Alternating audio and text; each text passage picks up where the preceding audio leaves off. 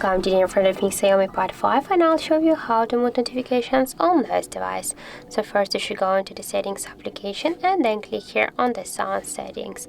And here you can see the notifications volume panel. Just to mute your notifications, you should swipe this volume panel to the left side with your finger. And also we got the second way how we can do that, just by using our volume buttons here.